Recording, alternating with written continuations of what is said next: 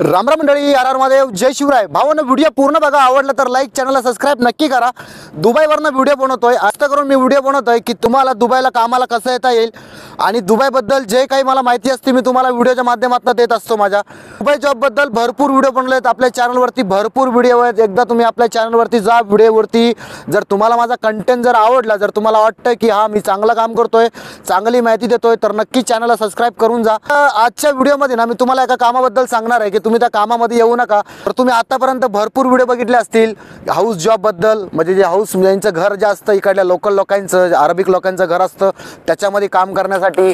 आणि तुम्ही भरपूर व्हिडिओमध्ये बघितलं असेल की इकडला हाऊस जॉब म्हणजे यांच्या अरबीच्या घरामध्येच राहायचं, तिथंच राहायचं आणि त्यांच्याकडे नोकरी करायची.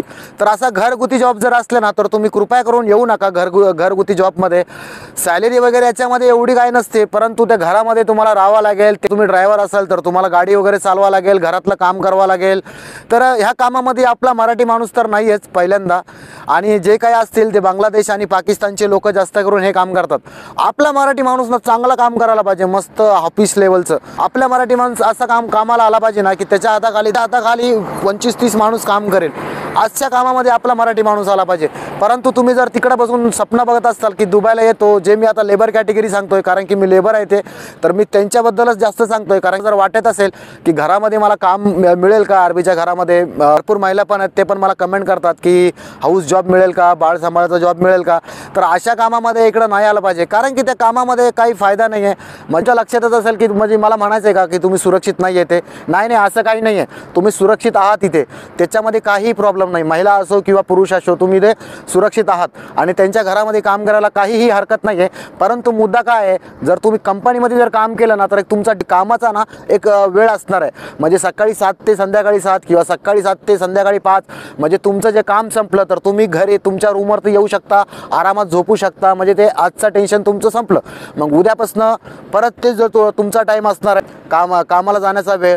परंतु जर तुम्ही घरामध्ये काम केलं, जर पर्सनल अरबींच्या घरामध्ये काम केलं आणि घरामधनं जर तुम्हाला म्हणजे काय होईल माहिती आहे का, 24 तास तुमची ड्युटी असणार आहे. जर तुम्ही ड्रायव्हरमध्ये असेल ना, ड्रायव्हर कामासाठी कंपनीच्या कामामध्ये यायला पाहिजे.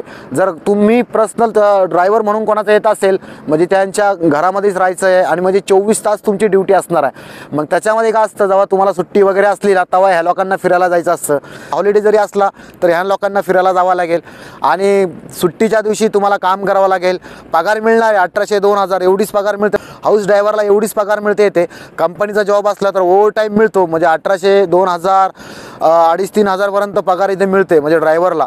आणि घरगुती काम करणाऱ्याला 1,000 धरम 1,200 धरम मिळतात आणि त्यांचं जेवण वगैरे यांचं फ्री असतं. बाहेर जर कंपनीत काम केलं तर भरपूर कमी कंपनी आहे जे तुम्हाला फ्रीमध्ये जेवण देतात, परंतु ते जेवण खाण्यासारखं नसतं. तुम्ही तुमच्या हातानं बनवलं तर ते अगदी चांगलं आहे. आणि त्याच्यामध्ये एक असतं रिलीजन, म्हणजे तुम्ही जर व्हेजिटेरियन असाल, म्हणजे तुम्ही शाकाहारी असाल, तर मग तुम्ही त्यांच्या घरामध्ये काम नाही करू शकत, कारण की त्यांचं जे जेवण बनेल तेच तुम्हाला पण जेवावं लागेल. त्याच्यामुळं ना हे आपल्यासाठी म्हणजे चांगलं नाही आहे हे काम. तुम्हाला समजत असेल की मला काय सांगायचं आहे तुम्हाला. तर ह्या हाऊस जॉबच्या नादीने लागायला पाहिजे. हाऊस जॉबमध्ये इथे काही फायदा नाही आहे. आणि तुम्ही जर काम करायचं असेल ना तर कंपनीमध्ये काम करायला पाहिजे. जर घरामध्ये काम करायचं असलं ना तर त्यांची एक रिक्वायरमेंट असते की त्यांना अरबिक आली पाहिजे. कारण की जास्त करून इकडल्या लोकांना ना इंग्लिश फारच कमी येते, खूप कमी इंग्लिश येते. आणि काही इकडे लोक आहेत स्थानिक लोक, त्यांना थोडी हिंदी पण बोलता येते, कारण की ते आपले भारताचे पिक्चर वगैरे गाणे वगैरे ऐकतात, त्याच्यामुळे त्यांना हिंदी वगैरे त्याला बरोबर येते आणि समजते पण थोडीशी. तर यांच्यामध्ये काय असतं, जे बांगलादेशचा माणूस आणि पाकिस्तानचा माणूस असला ना ते लोकांना कसं असतं, त्यांचे रिलीजन असतं ना, एक रिलीजन असतं आणि त्यांना ना म्हणजे त्यांची अरबिक भाषा म्हणजे लवकर शिकता येते, लवकर बोलता येते. आपल्या मराठी माणसाला बरोबर हिंदी पण बोलता येत नाही आहे. तर त्याच्यामुळे ह्या कामामध्ये तुम्हाला एक तर आले तर तुम्हाला भरपूर प्रॉब्लेम होतील. म्हणजे तुम्हाला इथे आल्यावरती समजणारच नाही की मला काय सांगितलं आहे, मला काय काम करायचं आहे.